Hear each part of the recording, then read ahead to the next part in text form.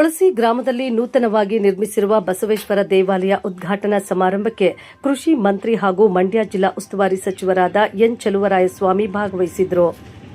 ಚನ್ನರಾಯಪಟ್ಟಣ ಹಾಸನ ಮತ್ತು ಮಂಡ್ಯ ಜಿಲ್ಲೆಯ ಗಡಿ ಗ್ರಾಮವಾದ ಮಂಡ್ಯ ಜಿಲ್ಲೆ ಕೆಆರ್ಪೇಟೆ ತಾಲೂಕು ಕಿಕ್ಕೇರಿ ಹೋಬಳಿಯ ತುಳಸಿ ಗ್ರಾಮದಲ್ಲಿ ಐತಿಹಾಸಿಕ ಹಿನ್ನೆಲೆ ಹೊಂದಿರುವ ಶ್ರೀ ಬಸವೇಶ್ವರ ದೇವಸ್ಥಾನ ಉದ್ಘಾಟನೆಗೆ ಆಗಮಿಸಿ ಕೃಷಿ ಸಚಿವರಾದ ಎನ್ ಚಲುವರಾಯಸ್ವಾಮಿರವರು ಶ್ರೀ ಬಸವೇಶ್ವರ ಸ್ವಾಮಿ ದೇವರ ದರ್ಶನ ಪಡೆದು ಮಾತನಾಡಿ, ಪ್ರತಿಯೊಂದು ಗ್ರಾಮದಲ್ಲೂ ಸಹ ಪ್ರೀತಿ ಸಹೋದರತ್ವದಿಂದ ಬಾಳ್ಮೆ ಮಾಡಬೇಕು, ಎಲ್ಲ ಗ್ರಾಮಸ್ಥರು ಒಂದೇ ಎಂಬ ಭಾವನೆಯಿಂದ ಸಹಜೀವನವನ್ನ ಮಾಡಬೇಕು. ಇಂತಹ ಐತಿಹಾಸಿಕ ದೇವಸ್ಥಾನ ಜೀರ್ಣೋದ್ಧಾರ ಮಾಡಿಕೊಂಡು ಎಲ್ಲ ಗ್ರಾಮಸ್ಥರು ಒಗ್ಗಟ್ಟಿನಿಂದ ಸ್ನೇಹಮಯಿ ಜೀವನವನ್ನ ನಡೆಸಬೇಕೆಂದು ಸಲಹೆ ನೀಡಿದರು.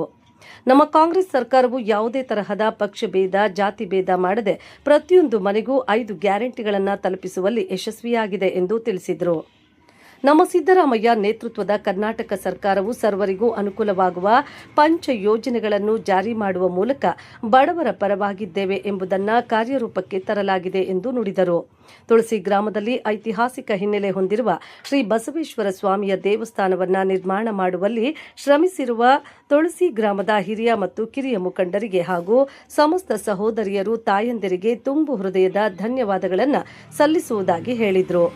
ಇದೇ ಸಂದರ್ಭದಲ್ಲಿ ಮಂಡ್ಯ ಜಿಲ್ಲಾ ಉಸ್ತುವಾರಿ ಸಚಿವರಾದ ಎನ್ ಚಲುವರಾಯಸ್ವಾಮಿ, ಮಾಜಿ ಶಾಸಕರಾದ ಕೆಬಿ ಚಂದ್ರಶೇಖರ್, ಬಿ ಪ್ರಕಾಶ್, ಮಂಡ್ಯ ಜಿಲ್ಲಾ ಕಾಂಗ್ರೆಸ್ ಅಧ್ಯಕ್ಷರಾದ ಸಿಡಿ ಗಂಗಾಧರ್, ಕೆಪಿಸಿಸಿ ಸದಸ್ಯರು ಹಾಗೂ ಮಾಜಿ ತಾಲೂಕು ಪಂಚಾಯಿತಿ ಅಧ್ಯಕ್ಷರಾದ ಕಿಕ್ಕೇರಿ ಸುರೇಶ್, ಮನ್ಮೂಲ್ ನಿರ್ದೇಶಕರಾದ ಎಂಬಿ ಹರೀಶ್, ಎಂಡಿಸಿಸಿ ಬ್ಯಾಂಕ್ ನಿರ್ದೇಶಕರಾದ ಎಸ್ ಅಂಬರೀಶ್, ಮಂಡ್ಯ ಜಿಲ್ಲಾ ಕಾಂಗ್ರೆಸ್ ವಕ್ತಾರರಾದ ರಾಮಕೃಷ್ಣೇಗೌಡ, ತುಳಸಿ ಗ್ರಾಮದ ಮುಖಂಡರುಗಳಾದ ಅಂಗಡಿ ಮಂಜೇಗೌಡ, ಗಂಗಾಧರ್, ಕುಂಟಣ್ಣ, ನಿಂಗರಾಜು, ಅಂಗಡಿ ನಿಂಗರಾಜೇಗೌಡ, ಬಾಂಬೆ ರಾಮಣ್ಣ, ಕೋಣಪನ ರಾಮಣ್ಣ, ಮರಿಯಣ್ಣ ರಾಮಣ್ಣ, ಜವರಯ್ಯ, ಕರಿಯಪ್ಪ, ಈರಪ್ಪ, ಅಂಗಡಿ ಪಾಪಣ್ಣ, ಮರಿ ಕಾಳಪ್ಪನ ನಾಗಣ್ಣ, ಗಿರೀಶ್, ಬಸವೇಗೌಡ, ಡೈರಿ ಲೋಕೇಶ್, ಉಮೇಶ್, ಲಕ್ಷ್ಮೀಪುರ ಗ್ರಾಮ ಪಂಚಾಯಿತಿಯ ಮಾಜಿ ಅಧ್ಯಕ್ಷರಾದ ತುಳಸಿ ರಮೇಶ್, ನರ್ಸರಿ ಚಂದ್ರಣ್ಣ, ಗಿರೀಶ್, ರಮೇಶ್, ಚಿಕ್ಕಯ್ಯನ Somanna, Uttara Devegowda, Manjunath master, Mallik master, Girija madam, Tulasi ಗ್ರಾಮದ ಯುವ ಮುಖಂಡರುಗಳಾದ ಉಮೇಶ್, ಪ್ರತಾಪ್, ಕಿರಣ್ ಸ್ವಾಮಿ, ಮರಿಕಾಳಪ್ಪನ ನಾಗಣ್ಣ, ಕುಮಟಿ ಕುಮಾರ್, ಅಂಬರೀಶ್, ಉತ್ತರ ಅಶೋಕ್, ಅಭಿಸ್ವಾಮಿ, ಕಾಳೇಗೌಡ, ಪ್ರದೀಪ್, ಬಲರಾಮ, ರಾಮಚಂದ್ರು, ಶಿವಕುಮಾರ್ ಸ್ವಾಮಿ, ಅನಿಲ್ ಸ್ವಾಮಿ ಸೇರಿದಂತೆ ತುಳಸಿ ಗ್ರಾಮಸ್ಥರು, ಐಕನಹಳ್ಳಿ ಗ್ರಾಮಸ್ಥರು, ಐಕನಹಳ್ಳಿ ಫಾರಂ ಹೌಸ್ ಗ್ರಾಮಸ್ಥರು, ಐಕನಹಳ್ಳಿ ಕೊಪ್ಪಲು ಗ್ರಾಮಸ್ಥರು, ಅಂಕನಹಳ್ಳಿ ಗ್ರಾಮಸ್ಥರು ಸೇರಿದಂತೆ ಇತರರು ಹಾಜರಿದ್ದರು. ವಿನಾಯಕ ಕಳಸ ಮಹಾ ಕುಂಭಾಭಿಷೇಕ ಬಹಳ ವಿಜೃಂಭಣೆಯಿಂದ ಕಳೆದ ನಿನ್ನೆಯಿಂದ 3 ದಿವಸದ ಈ ಕಾರ್ಯಕ್ರಮವನ್ನು ಹಮ್ಮಿಕೊಂಡಿದ್ದೀರಾ. ಬಹಳ ಗ್ರಾಮದ ಅಭಿಮಾನ, ಒಗ್ಗಟ್ಟು, ನಿಮ್ಮೆಲ್ಲರ ಶ್ರದ್ಧೆ, ದೇವರ ಮೇಲೆ ಇರ್ತಕ್ಕಂಥ ಭಕ್ತಿ ನೋಡಿ ನನಗೆ ಭಾಳ ಸಂತೋಷ ಆಯಿತು. ಅದರಲ್ಲೂ ಯುವಕರು ನನಗೆ ಬರಲೇಬೇಕು ಅಂತೇಳಿ ಹೇಳಿದರು. ನನಗೆ ಈಗ 1 ವಾರ ಆಗಿದೆ ಕಣ್ಣು ಆಪರೇಷನ್ ಮಾಡಿ. 15 ದಿವಸ ಕಡಿಮೆ ಅಂದ್ರೂ ಬಿಸಿಲಿಗೆ ಮತ್ತು ಧೂಳಿಗೆ ಹೋಗಬಾರ್ದು ಅಂತ ಹೇಳಿದರು. ಸೊ ಆದರೂ ಬಂದೇ, ಬಟ್ ನೀವೇನು ಕಡಿಮೆ ಇಲ್ಲ. ಎಷ್ಟು ಹೇಳಿದ್ರು ಹೂವು ಅಲ್ಲಿರ್ತೀರ, ಬಟ್ ಹಾಕಿ ಎಲ್ಲಿ ಹೊಡಿತೀರ. ಸುರೇಶನಿಗೆ ಬೈದು ಸಾಕಾಯಿತು, ಅವನು ನಿಮಗೆ ರಿಕ್ವೆಸ್ಟ್ ಮಾಡ್ಕೊಂಡು ಸಾಕಾಯಿತು. ಏನು ಮಾಡೋದು, ನೀವು ಖುಷಿ ಇರೋದನ್ನು ಬಿಡೋಲ್ಲ. ಸೊ ಹಾಗಾಗಿ ಭಾಳ ಒಳ್ಳೆಯ ಕೆಲಸವನ್ನು ಮಾಡಿದ್ದೀರ. ಬಟ್ ಒಂದು, ನಾವೆಲ್ಲರೂ ದೇವರ ಪೂಜೆ ಮಾಡ್ತೀವಿ, ಹಳ್ಳಿಲಿ ಗಾದೆ ಹೇಳಿದಂಗೆ ಆಗಬಾರ್ದು. ಒಂದು ದೇವರನ್ನ ನಾವು ಪೂಜಿಸ್ಬೇಕಾದ್ರೆ ನಾವೆಲ್ಲರೂ ಸಹ ಒಂದು ನೆಮ್ಮದಿಯನ್ನು ಕಾಣಬೇಕು ಅಂದರೆ ಸೊ ಅನ್ಯೋನ್ಯತೆ ಇರಬೇಕಾಗುತ್ತೆ. ನಿಮ್ಗೆ ಎಷ್ಟೇ ಐಶ್ವರ್ಯ ಇದ್ರೂ, ಅಧಿಕಾರ ಇದ್ರೂ ಒಂದು ಸಮಾಧಾನ, ನೆಮ್ಮದಿ ಇಲ್ಲದೆ ಇದ್ದರೆ ನೀವು ಮಲಕಂಡ ನಿದ್ದೆ ಬರಲ್ಲ, ಊಟ ಮಾಡೋದಾಗ ಸಂತೋಷ ಇರಲ್ಲ, ಪಕ್ಕದಲ್ಲಿ ಕೂತಿದ್ರೆ ಅವ್ರನ್ನ ಮಾತಾಡ್ಸೋಕ್ಕಾಗಲ್ಲ. ಈ ಥರದ ಬದುಕೋರು ಒಂದೇ ಬದುಕದೇ ಇದ್ರು. ಮನುಷ್ಯನಿಗಲ್ಲದೆ ಮರಕ್ಕೆ ಬರುತ್ತಾ ಅಂತಾರೆ.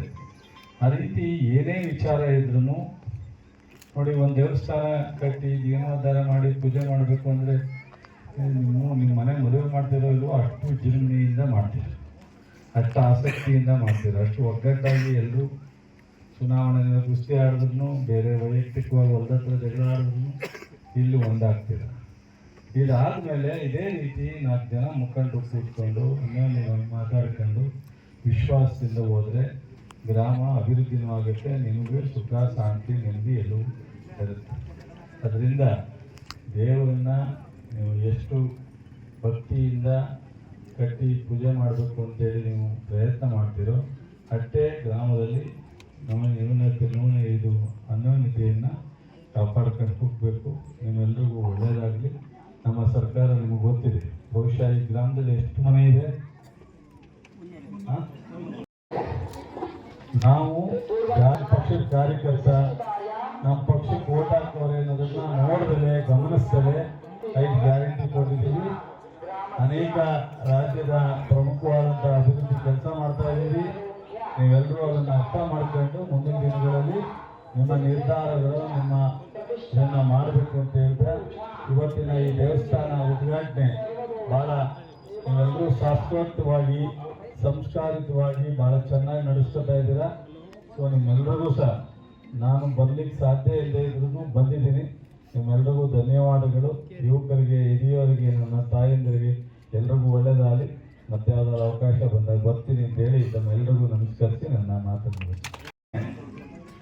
300 ಮನೆಯಲ್ಲಿ ಓಟ್ ಇರಲಿ. 300 ಮನೆಯಲ್ಲಿ ಯಾರಾದ್ರೂ 2,000 ರೂಪಾಯಿ ತಗೊಳ್ಳದೇ ಇರೋ ಮನೆ ಇದಾವ? ಎಲ್ಲ ತಗೋತಾರೆ. ಇಡೀ ಇತಿಹಾಸದಲ್ಲಿ 300 ಮನೆಗೂ 5 ಗ್ಯಾರಂಟಿ ಕೊಟ್ಟಿದ್ದು ಯಾವ್ದಾದ್ರು ಸರ್ಕಾರ ಐತೆ ಅಂದ್ರಮ್ಮ? ಅದು ಯಡಿಯೂರಪ್ಪ ಇರಲಿಲ್ಲ, ಬೊಮ್ಮಾಯಿ ಇರಲಿಲ್ಲ, ಕುಮಾರಸ್ವಾಮಿನೂ ಇರಲಿಲ್ಲ, ದೇವೇಗೌಡರು. ಯೋಚನೆ ಮಾಡಿ, ನಾನು ಹೇಳೋದ್ಮೇಲೆ ಮನೆಗೆ ಹೋದ್ಮೇಲೆ 5 ಗ್ಯಾರಂಟಿ. ಒಂದೊಂದು ಮನೆಗೆ ಈ 3 ವರ್ಷದಲ್ಲಿ 60,000 ರೂಪಾಯಿವರೆಗೂ ತಲುಪಿದೆ. 58-60,000, ಒಂದು 2-3 ತಿಂಗಳು ಬಂದಿಲ್ಲ. 58-60,000 ರೂಪಾಯಿ ಯಾರಾದ್ರೂ ಕೊಟ್ಟಿದ್ರೇನಮ್ಮ? ಭಾಷಣ ಮಾಡ್ತಾರಲ್ಲ, ಮಹಿಳೆಯರಿಗೆ ಶಕ್ತಿ ತುಂಬಿದ್ರೆ ಕುಟುಂಬ ಬದುಕುತ್ತೆ ಅಂತ. ಕುಟುಂಬ ಅಂದ್ರೆ ಏನು? ಒಬ್ಬ ಗಂಡನ ಕುಟುಂಬ ಅನ್ನಲ್ಲ, ಒಬ್ಬ ಹೆಂಗಸನ ಕುಟುಂಬ ಅನ್ನಲ್ಲ, ಅಥವಾ ಮಕ್ಕಳ ಕುಟುಂಬ ಅಲ್ಲ. ಮಕ್ಕಳು, ಹೆಂಡತಿ, ಗಂಡ ಸೇರಿದ್ರೆ ಕುಟುಂಬ ಅಲ್ವಾ? ಆ ಕುಟುಂಬಕ್ಕೆ ಕೊಡೋ ಯಾವುದೇ ಸಹಾಯ ಎಲ್ಲರಿಗೂ ತಲುಪುತ್ತಲ್ವಾ?